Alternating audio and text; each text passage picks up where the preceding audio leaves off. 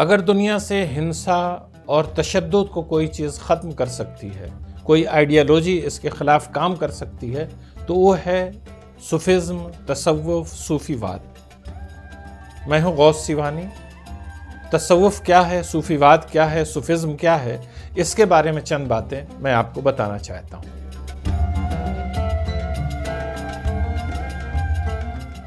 असल में सूफिज़्म धर्म की आत्मा का नाम है। मज़हब के रूह का नाम सूफिज़्म है। सूफिज़्म वो चीज़ है, वो आइडियालॉजी है जो दुनिया को बदलने की शक्ति रखती है, दुनिया को बदलने की ताकत रखती है। तसव्वुफ़ या सूफ़ीवाद इसे कहा जाता है। और मिसाल के तौर पे आप यूं समझे कि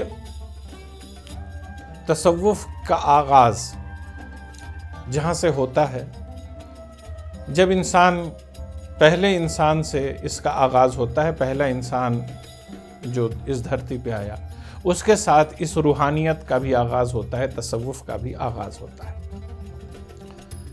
मिसाल के तौर पे आप यूं समझें कि एक शख्स है जो अपने पूरे साल की बची हुई चीज़ें, पूरे साल जो वो कमाता है और जमा करके रखता है, तो जमा की हुई पूंजी पे वो ज़कात अदा करता है 2.5%। सूफियों का ये मानना है कि ज़कात 2.5% ज़रूर होता है, लेकिन जब